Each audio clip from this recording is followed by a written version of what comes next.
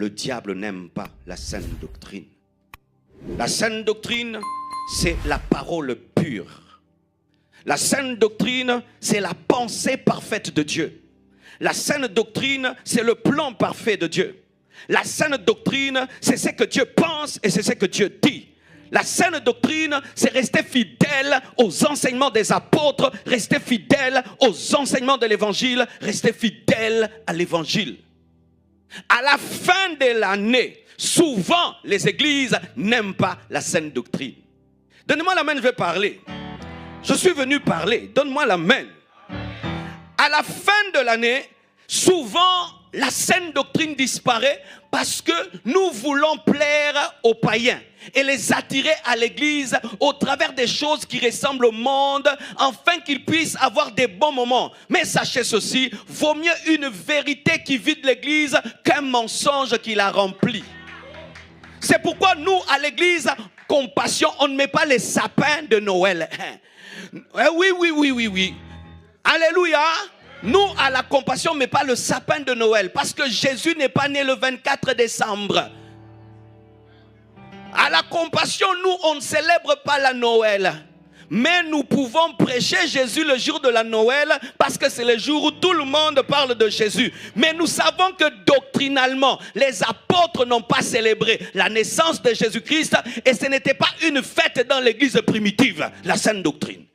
Ah, je sais déjà que j'ai des problèmes, hein, mais moi j'ai décidé dans ma vie de prêcher la Bible. Oh, je ne cherche pas des fans, je ne cherche pas l'amour des gens.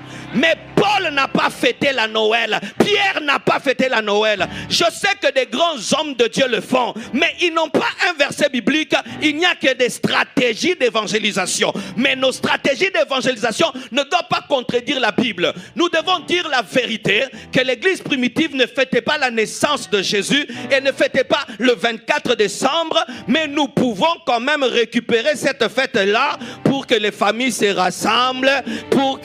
Mais nous disons la vérité que le Père Noël n'existe pas. Nous disons la vérité que le Père Noël n'existe pas. Nous disons la vérité que le sapin de Noël n'a pas de place dans l'église.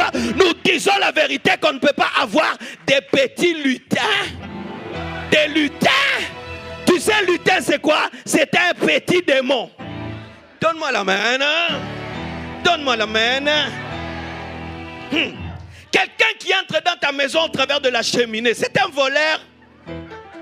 Quelqu'un qui se promène avec un traîneau volant, c'est un sorcier. Ce sont les sorciers. Quelqu'un qui exauce toutes les prières du monde, mais il n'est pas Dieu, c'est qui? Un magicien. Si le Père Noël exauce toutes les prières du monde, donc c'est Dieu. C'est une idolâtrie, c'est une abomination que prétendre cela. Et vous mentez à vos enfants le jour de la Noël. Oh, le Père Noël t'a donné ça alors que c'est toi qui as acheté le cadeau à Ikea. Bande de menteurs, des papas menteurs, des mamans menteuses, des papas menteurs et des mamans menteuses. Vous mentez le jour de la naissance de la vérité.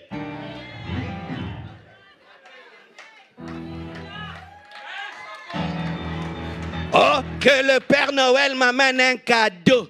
Et puis papa achète un vélo. Et la nuit, comme un voleur, il se réveille. Et il va le mettre à côté du sapin de Noël. Et puis il ment à l'enfant. C'est le Père Noël qui t'a donné. Non, c'est toi papa qui est le Père Noël. Alors habille-toi en rouge. Porte un gros ventre. Et avec une barbe toute blanche. Papa, c'est toi le Père Noël. Le Père Noël n'existe pas. Et s'il existe, c'est un démon.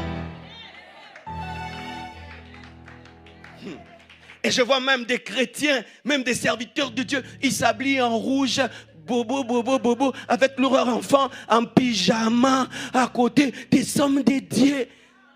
Pourquoi la mode? Faire comme tout le monde. Ça fait genre sur Instagram, ça fait genre sur TikTok. Nous, on n'est pas dans les faire genre. Nous sommes dans la saine doctrine. La saine doctrine. La saine doctrine. Je sais que j'ai déjà des problèmes, mais j'assume ce que je prêche. J'assume.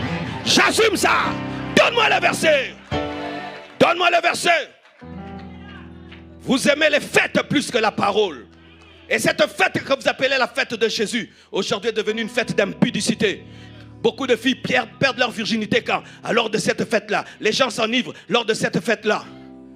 Mais on peut profiter, comme il y a congé, eh bien on se retrouve en famille, on mange. Mais on ne dit pas que Jésus est né ce jour-là. Parce que si vous dites qu'il est né ce jour-là, Jésus est né en hiver. Est-ce qu'en hiver on voit les étoiles? C'est une erreur scientifique.